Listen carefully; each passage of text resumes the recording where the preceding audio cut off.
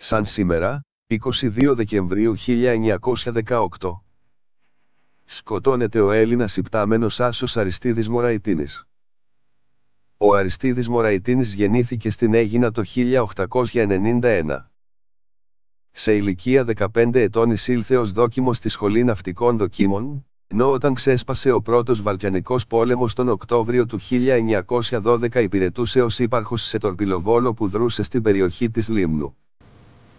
Μετά την αυμαχία της Έλλης ο Μωραϊτίνης συμμετείχε ως συγκυβερνήτης υδροπλάνου με σκοπό την κατόπτευση του ηττημένου Οθωμανικού στόλου και των ναυτικών βάσεων στα στενά του Ελλίσποντου.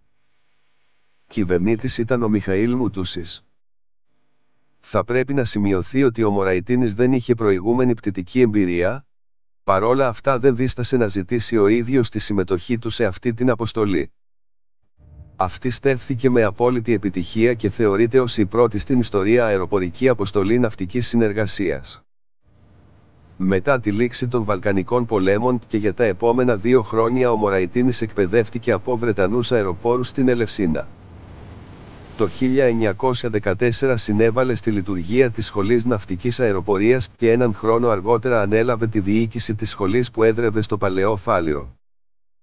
Την περίοδο του εθνικού διχασμού συντάχθηκε με τον Βενιζέλο και μετέβη στα νησιά του βορειοανατολικού Αιγαίου.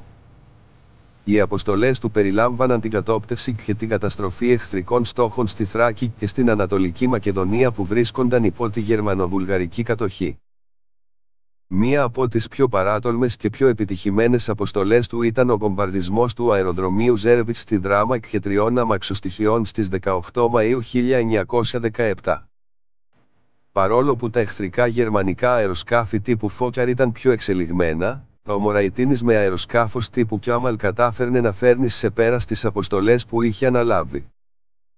Το 1917 όταν η Ελλάδα εισήλθε επίσημα στον Πρώτο Παγκόσμιο Πόλεμο ο Μωραϊτίνης ηγήθηκε της ελληνικής μοίρας που τελούσε υπό Βρετανική διοίκηση. Τότε οι αποστολές του ήταν κυρίως σε περιοχές της Καλύπολης και της Ανατολικής Θράκης βομβαρδίζοντας εχθρικά πολυβολία και καταρρίπτοντας γερμανικά αεροσκάφη.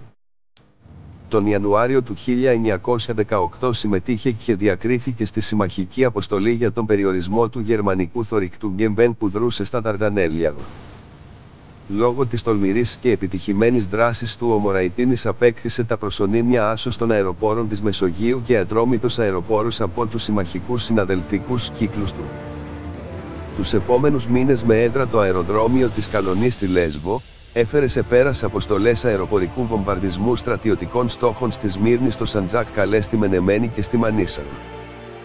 Εν τω μεταξύ ο Μωραϊτίνης πρωταγωνίστησε και στη δημιουργία μιας αυτόνομης αεροπορικής βιομηχανίας στην Ελλάδα, που λόγω της εμπόλεμης κατάστασης η υλοποίηση της αναβλήθηκε.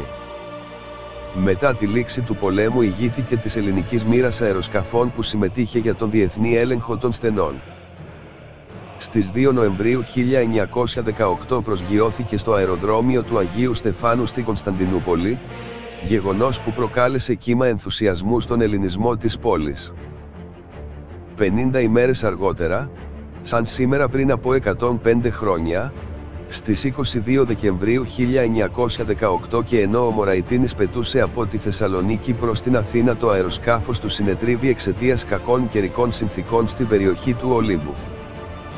Πετούσε με γαλλικό αεροπλάνο τύπου Μπρέγκεμπρι και ενώ το πετούσε για πρώτη φορά, δεν δέχθηκε να τον συνοδεύσει ο συγκυβερνήτης κάποιος έμπειρος Γάλλος μηχανικός. Δεν βρέθηκε κανένα ίχνος από τα συντρίμμια του αεροσκάφους του ούτε και η σωρός του. Πιθανολογείται ότι μάλλον κατέπεσε στη θαλάσσια περιοχή μεταξύ του Πηλίου και της Κασάνδρας. Ήταν μόλις 27 ετών. Το όραμά του για την ελληνική βιομηχανία αεροσκαφών υλοποιήθηκε το 1925 με τη λειτουργία του κρατικού εργοστασίου αεροσκαφών στο Παλαιό Φάληρο.